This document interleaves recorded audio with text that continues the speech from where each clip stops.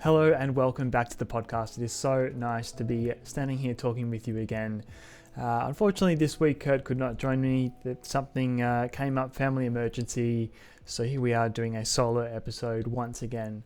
But that's okay. I like doing these every now and then. It forces me to take a little bit more time to sort of like write out and plan my thoughts a little bit. It's a little bit easier to just have someone to bounce off of and just have a conversation. You know, it's pretty loose the way we sort of do it normally, but I also like to have these solo ones because they're a little bit more structured and a little bit more personal, I feel like. So without further ado, let's get into it. This week I really want to talk about there's a few things, but I think the main purpose of this week is I heard a quote that said, "You don't have a lack of ideas, you have a lack of deadlines." And this is something that I have personally thought about and applied a lot in the last 6 to 12 months. I actually heard the quote from Beeple. Beeple is a digital artist. If you have been, somewhat involved or keeping track of what's happening in the crypto world, he sold a piece of digital art as an NFT for $69 million, I think it was. Basically, he's a digital artist and he's created a piece of digital art every day for like 15 years now. And I just was super inspired by hearing his story. He was talking on Impulsive, Logan Paul's podcast. Anyway, it just came to me at the right time because I've kind of felt myself in a little bit of a slump lately. I've been riding a high for quite some time, especially after the birth of my baby boy Ziggy. I just felt such elation and motivation, and I really felt like I knew my place in the world a little bit better. As weird as it sounds, it really felt like, going to work every day and then coming home and doing all this extra stuff for the YouTube channel and whatever. It felt like I had a purpose, and it felt like I just, Jem has been here looking after Zig. She's been off work on maternity leave, and I really felt like I knew for the first time ever, I knew what my role in the world was. My role was to go out and work and provide for my family.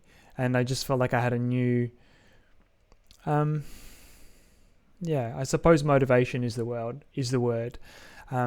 Anyway, the last couple of months, particularly the last month, it's been a lot more difficult. Our routine has just been thrown out the window. Obviously, sleep is a big thing.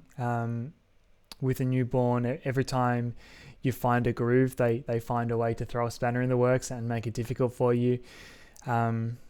It's been absolutely amazing. It's been the most amazing experience of my life. It is still hands down the best thing that's ever happened to me. I love being his dad.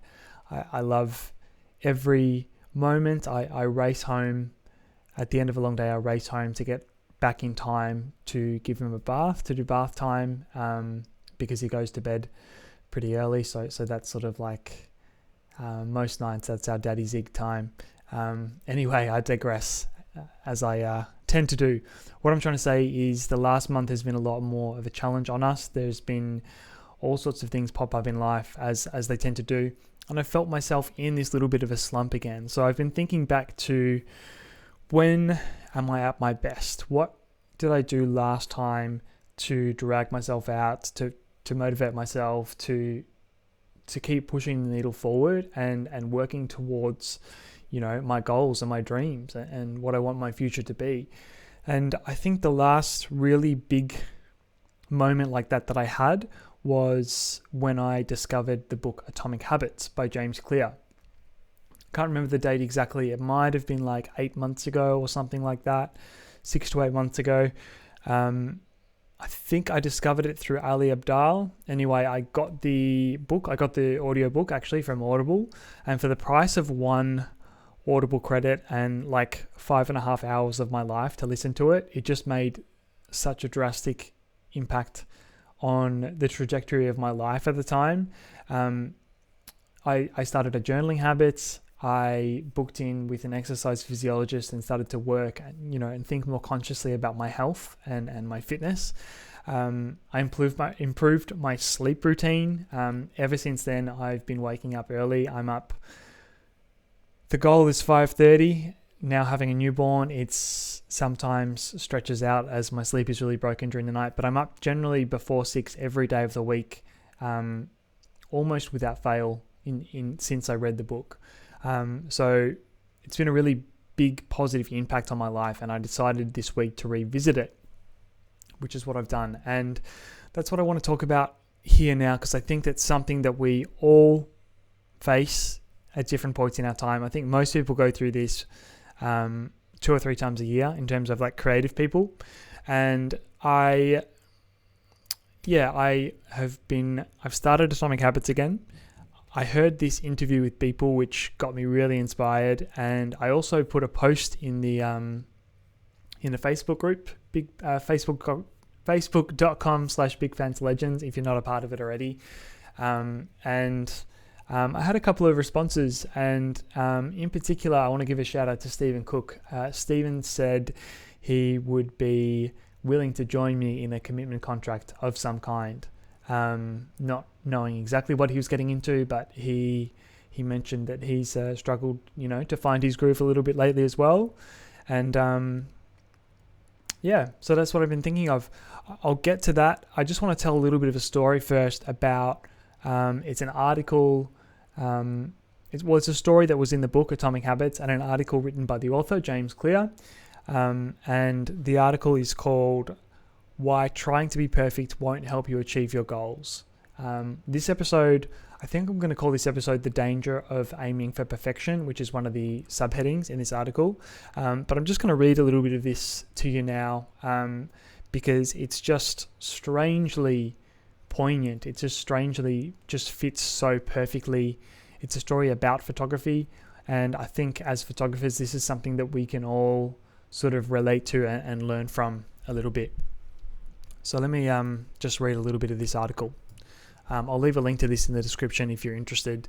I think it is well worth checking out, and the book in general, but if that's not your thing, just some of the articles on James's website are fantastic. Okay, so this is called, the subheading is The Danger of Aiming for Perfection. On the first day of class, Jerry Ullsman, a professor at the University of Florida, divided his film photography students into 2 groups. Everyone on the left side of the classroom, he explained, would be in the quantity group. They would be graded solely on the amount of work they produced. On the final day of class, he would tally the number of photos submitted by each student. 100 photos would rate an A, 90 photos a B, 80 photos a C, and so on. Meanwhile, everyone on the right side of the room would be in the quality group. They would be graded only on the excellence of their work. They would only need to produce 1 photo during the semester, but to get an A, it had to be a nearly perfect image. At the end of the term, he was surprised to find that all the best photos were produced by the quantity group. During the semester, these students were busy taking photos, experimenting with composition and lighting, testing out various methods in the darkroom, and learning from their mistakes. In the process of creating hundreds of photos, they honed their skills. Meanwhile, the quality group sat around speculating about perfection. In the end, they had little to show for their efforts other than unverified theories and 1 mediocre photo. It's easy to get bogged down trying to find the optimal plan for change, the fastest way to lose weight, the best program to build muscle, the perfect idea for a side hustle. We're so focused on figuring out the best approach that we never get around to taking action. A little bit further down, he has a few more examples here, and I'm going to leave it with this. So James said, "This is why I force myself to write a new article every Monday and Thursday. I can't predict which articles will be useful, but I know that if I write 2 per week, then sometimes I'll hit the bullseye. And it works the same with almost any goal you could have. Art. If you want to be a great photographer, you could go on the quest to take 1 perfect photo each day, or you could take 100 photos each day, learn from your mistakes, and hone your craft. Strength. If you want to be stronger, you could analyze every moment and phase of your technique until you're blue in the face, or you could get under the bar, learn from your mistakes, and focus on doing more reps. Writing. If you want to write a best-selling book, you could spend 10 years trying to write one perfect book. Or you could write one book each year, learn from your mistakes, and trust that your books will get better each time. I really want to hone in on what he said about the strength aspect there. You could just, you could analyze every single technique, movement, muscle group, diet, nutrition, whatever, until you're blue in the face. Or you could just get under the bar and focus on getting the reps in, doing more reps. That's what I want to do. That's what I want to inject into my life, photographically speaking. I shoot a lot during the week, and a lot of the times, I think that is enough, because maybe I'm approaching this wrong. What I'm trying to say is that I think I need to devote more of my own time to conscious practice of the things that I love and the things I want to get better at. For me at the moment, it's this channel, but also photography in general. I know when I'm feeling myself, when I'm happy with what I'm making photographically, then that sort of moves and spreads into the rest of my life. It doesn't have to be something perfect. The idea is just to get the reps in. I've really tried to adopt this when it comes to the channel. As easy as it would be to hold off and wait to post something, since I read the book Atomic Habits, I've posted a video a week every single week, being this podcast, sometimes 2 a week, and I've improved a hell of a lot, and if nothing else, I've made it a habit. I understand not every video, not every episode of the podcast, not everything I put out is going to be a certified 10 out of 10 banger, but I'm learning and improving, and not just that, I'm making this a part of my life, and I'm putting out something every single week, which I'm so proud of. Okay, so going back to the challenge, the commitment contract. So I think my personal commitment contract, I'm going to now commit to 2 videos a week, because I think if I actually have a deadline and I actually am smarter with my time and just more deliberate about the way I work, I think it wouldn't be too much more difficult to put out 2 videos a week. Again, it doesn't matter what it is. Not every video is going to be a big hit. Not every video is going to be useful, but I know if I can put out 2 a week instead of 1 a week, then over the year, I'm going to have over 100 videos online. And you know what? Some of them are going to be great. Some of them are not, but some of them are going to be great. And I'm going to be improving so much more. So this is the challenge that I'm putting out to the community. I don't care if it's only me and Stephen doing it. I'm open to more ideas. It doesn't have to be a photo each day sort of thing, but I think it's a good, easy one. The buy-in is not too stressful, but just for a month, let's commit. Stephen, I'm talking to you now, you and me, let's commit just to take and post a video a day for a month. I think that's very doable. It actually doesn't matter at all what the photo is. It could just be a photo of your ceiling, or, the inside of your car on the way to work.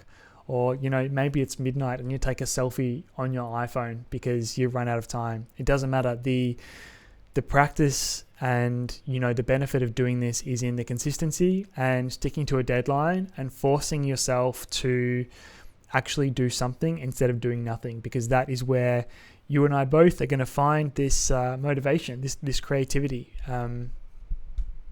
You don't have a lack of ideas, you have a lack of deadlines. I really, really love that from people. So that's what I've been thinking of. That's what I've been thinking a lot about in the last week. Maybe I'll make it a separate video, or I'll just post it in the group, but I'm going to commit to 2 videos a week. If anyone wants to join the challenge, if anyone has something that they want to commit to, or if you think the photo a day for a month is a good idea, I would be very happy to include you. I'd be very happy to have someone else to keep us accountable and motivated. And who knows, maybe after the month, it'll be so good, we'll have enjoyed it so much that we'll keep going. But yeah, I think that'd be a really cool thing to do as a community. Speaking of the community, I've been trying to think about a way that I can get more people involved a bit more. Before I stopped posting a few years ago, the Legends Club was a really good group because it just sort of ran itself. People were posting and asking questions and engaging with each other, and it was actually something useful. Of course, there's always going to be people just posting photos, just wanting, likes or Instagram follows or whatever else. And I was careful to sort of try and squash that in as polite a way as possible, because it's not just about plugging your photos. The idea is to make it valuable for each other. That has always been the goal. Sure, it's connected, this is sort of, the community is sort of centered around, I suppose, this YouTube channel and the videos and whatever. So maybe it's hypocritical if I post my own videos and stuff in there, but I suppose that's why you're all here, because you found me through the videos. So yeah, it is what it is. But I really want to get that sense of community back. And I'm trying to figure out the way to do it. And it's not difficult, especially after letting it lapse for so long. So Kurt and I were discussing, what if because we do our podcast over Discord. Discord is basically just like a little, I suppose it's like a group chat, but you can post videos and photos and listen to music and share your screen and whatever else. So Kurt and I were saying, wouldn't it be interesting if while we're recording, maybe if we had some of the community in the Discord server, then those who are on the right time zone, home and free at the right time, they could tune in and, listen to the chat we have as we have it.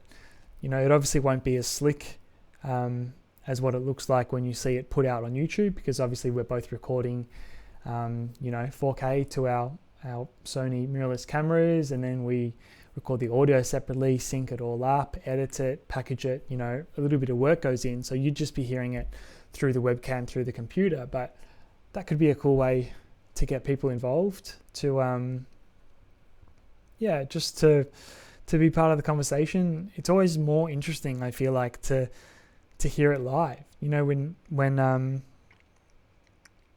there's things that I sometimes tune into or would tune into on Instagram Live that I would never watch on YouTube, but it's interesting and it's fun because it's happening right now.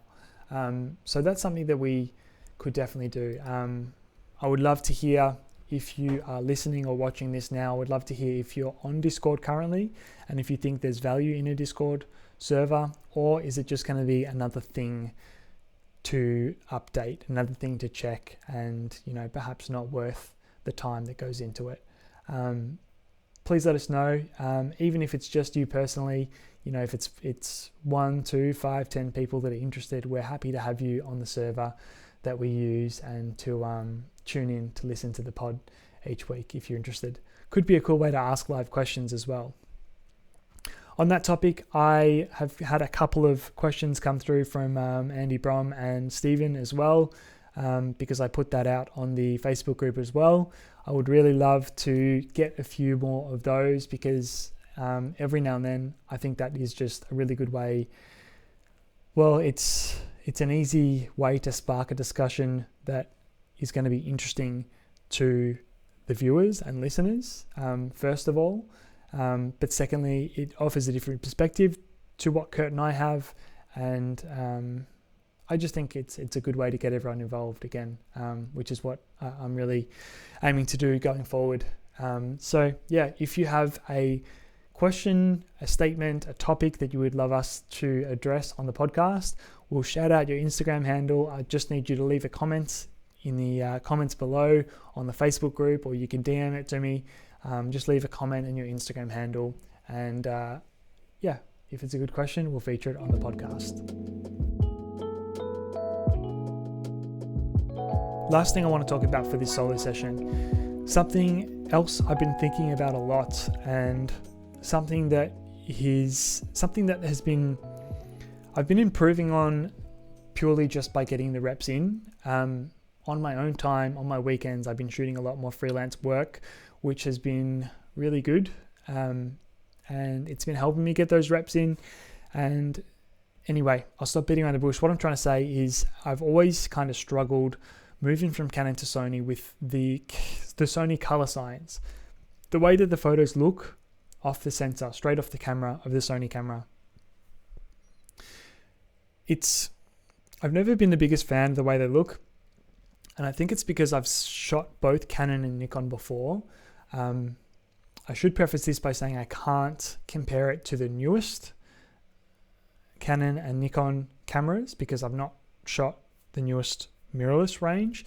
But in terms of like classic cameras and the tones and the look of photos that I've used and loved in the past, like I'm talking like the Canon 5D series, my little Fuji camera. I absolutely love the colors of the Fuji X100 series.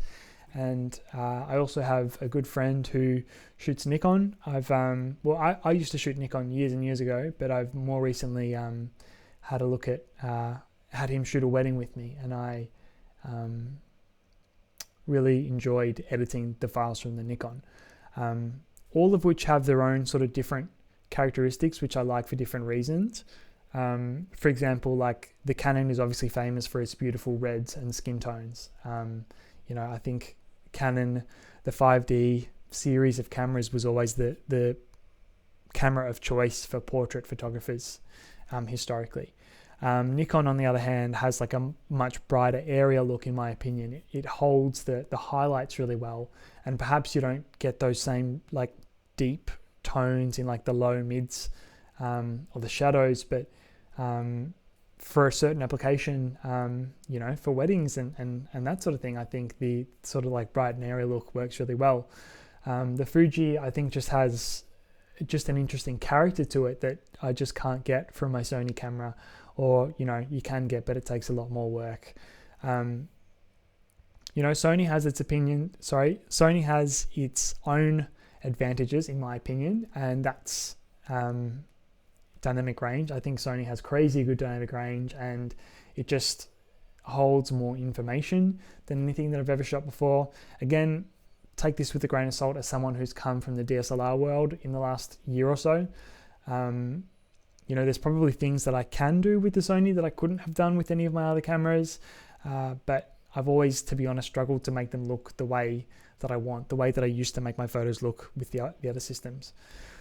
Anyway, through pure repetition, I've finally started to find my groove and find what I like and find how to make the pictures that I like. I'm also shooting almost exclusively with Capture One as my editor these days, which has been a whole other thing to learn that in a deeper way, to learn how all that works color-wise, to actually spend a bit more time. I've done some weddings, some band stuff, some portraits. I've really sort of dove a little bit deeper, and I'm really happy with the results that I'm getting from Capture One. But okay, here we go. I'm getting to the point finally. What I'm trying to say is I think it could be really cool to go back and revisit these old camera systems and lenses that I've loved over the years, shoot some of the same images. For example, I have like a color chart, like a calibrated color checker, what do you call it, like a spider color chart. Yeah. And it'd be cool to like take a bunch of test photos, shoot the charts in some different scenarios with all the different cameras, and then see if I can go in and make, match the tones, match the colors, and make a profile for each of those camera systems to try and make my Sony RAW files to look the same. Because it's one thing to make a preset, right, to give you a look, but if you put that preset on a camera with a different color profile, it's going to look completely different. So my logic is, if I can start with, if I can make a profile, let's say I can make a Canon 5D profile for my Sony A7 III, then when I import my files, I'm starting from, well, basically much closer to where I want it to be, but I'm also starting from a base that is something that I'm much more familiar with, much more comfortable looking at, and I think I just know how to edit those files so much more easily. I think that could be really cool. I'm not sure if it's possible. I think it's going to take a lot of experimentation, but it's something that I am definitely going to do. I'm going to make a video about this, and I'm going to try and make a little, catalog of a few different presets that I can test and try and work out if it's actually a better way to do it. And then if it is, I really think it's a game changer. I haven't really seen anyone else doing this. I know there's a YouTuber, Cam Mackey. He's done something similar with profiles, but he definitely hasn't done it like this. And I think it's going to be so interesting. I'm really excited to try that. So if you are interested in that sort of thing, if you're a Sony shooter, or if you have a different camera system that you would like to try and match, let me know. I'd be interested in borrowing some different camera systems and trying this out. Again, I think it's going to take a lot of tweaking. I don't think it's going to be something that I can do in a couple of hours in just an afternoon. I think it's going to be a bit of an ongoing thing. But if I could make, this perfect camera profile that would just give my Sony cameras just the perfect place to begin, that would be, I would be so thrilled with that. That would make me so happy. What do you reckon? I really, really want some feedback on this. If anyone else is interested, leave your comments down below. I would love to hear. And if you have another cool camera that you think looks good, and you're in Melbourne especially, let me know. I'd love to borrow it, take some test shots, and see if I can match the colors of that as well. Okay, I think that's it. I think that's everything that I wanted to say. It's always a lot when it's just you speaking, and my voice tends to get a bit tired and raspy by the end. But having said all of that, thank you so much for watching. Thank you so much if you've been a part of this journey.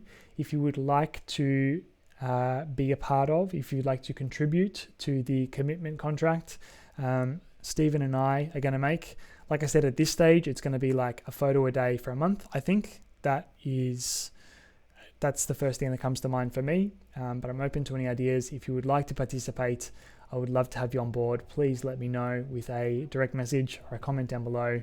Thank you so much for watching, and I'll see you in the next video. Bye. Pew. Leave me a little thumbs up on this video. Come on, you can do it. You know you want to do it. You can. Go on. Just tap it. Give it a little bit of a